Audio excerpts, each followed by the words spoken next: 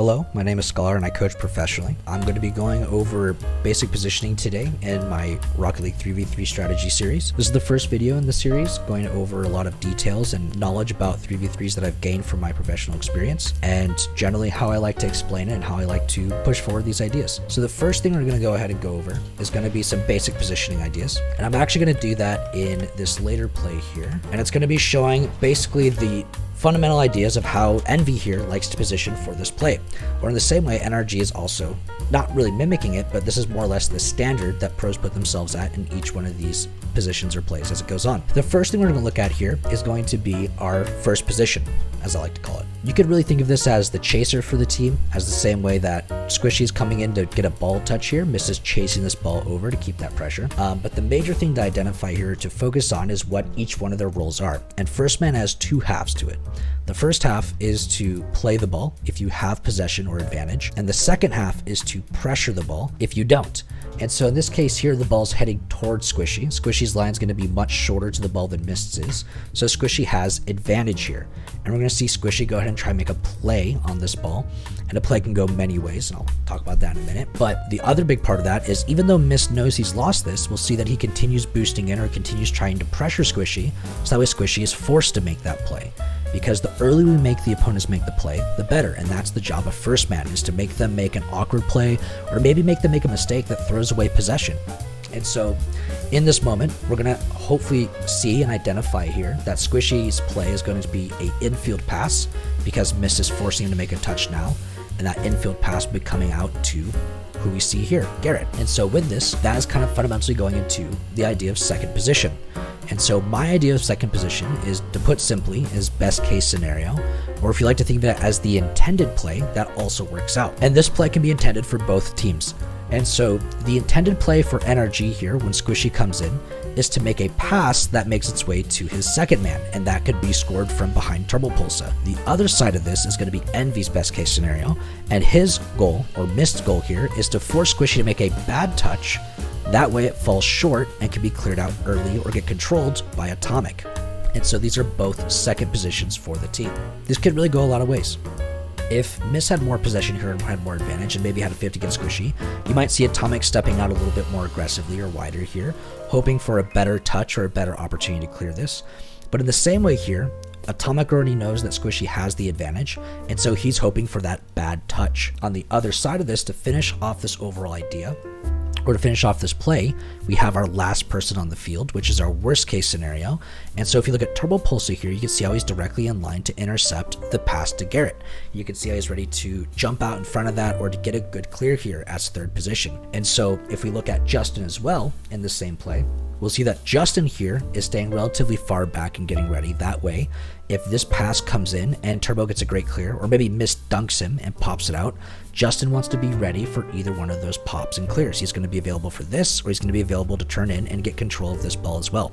The Turbo Pulse will clear out. And so those are the effective position ideas from each team. Third position focusing on worst case scenario, with Turbo Pulse looking to block the pass or shot, and Justin here looking to intercept or defend the clear out that's possible from Mist or Turbo Pulsa, or maybe even Atomic, depending on how this ball goes from Squishy. In this play here, we're going to see how Squishy comes in and clangs this ball off the corner, really gets a good powerful hit, and he hits it out of Atomic's range, and is more or less the best case scenario that they wanted.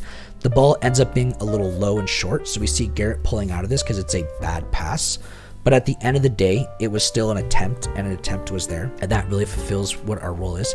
And since the pass is a little short, Turbo Pulsa takes an extra second here to make this clear happen. And so for NRG, this ended up being a, forced worst case scenario because the pass was a little short to Garrett.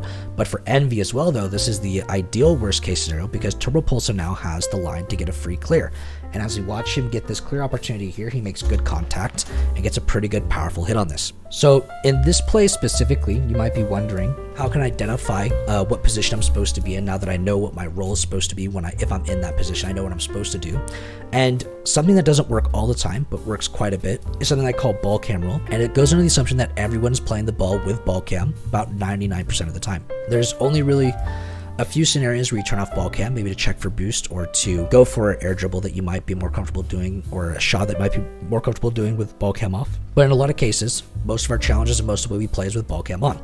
And so the quick assumption we make here is Atomic pushing in from a natural second position here with Mist can see Mist, and he can see that with Ball Command, and he can't see Turbo Pulsar, right? Turbo Pulsar is nowhere to be seen. And so with this, in a natural second position, pushing with Mist across the center line here, pushing into this ball, he basically can see Mist, and so he should assume that Mist cannot see him. And if you go to Mist, right, Mist cannot see Atomic. And the same way here, following the same rule, if you go to Turbo Pulsar can see both of his teammates, right? And so he knows that they can't see him. And with this, now that we've identified that if you can see your teammate, they can't see you, you can quickly just go ahead and follow a simple rule of counting your teammates using ball cam rule. So if he sees 2 teammates, then he knows that he is third man.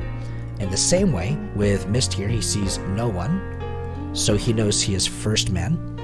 And then with Atomic here, he can see 1 teammate, so he knows he is second man, right? And that basically falls true to how this play went in the scenario we just talked about. In the same way, if we follow that same ruling here with NRG, it gets a little broken. At the moment, Justin sees both of his teammates, which is proper. Garrett sees both of his teammates, and Squishy sees one of his teammates. And so we have a bit of an extreme scenario here. And this is better explained in the next video in the series that's going to be called Rotations. And because this is a scenario that happens when you start to learn more about the efficiency of pro level rotations, or what they try to do to make these kind of plays happen. And so Garrett right now is, yes, second man, as we talked about earlier in the play here. He is second man for NRG, but he's a special kind of second man that will be explained later that I call extension. To get that full explanation, go ahead and watch Rotations in the second part of this series. But for now, we're just going to go ahead and say this is a special case. And in the next play as well, before we talk about the play at 3:11, we'll go ahead and see that this is also a special case with Atomic and Mist.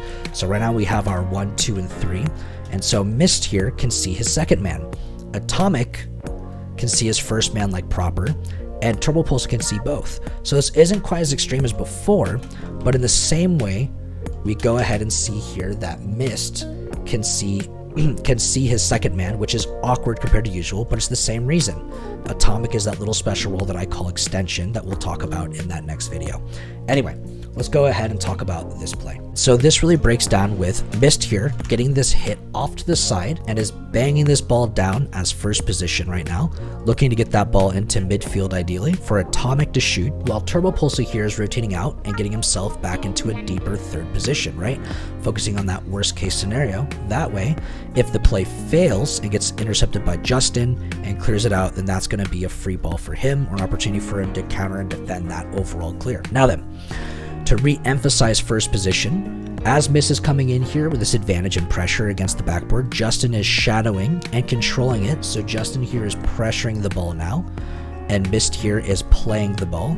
He's attempting a play back in the midfield here for Atomic, and Justin is pressuring it to make Mist get a bad touch or to whiff it. And in that way here, when we watch this, Justin ends up being pretty successful on making Mist whiff or keeping that pressure there to where if Mist does drop it, it should be a good advantage. But they end up falling a little short here, and that's generally why it ends up turning into a goal for Envy. But the major thing here that we want to look at is Atomic here's best case scenario.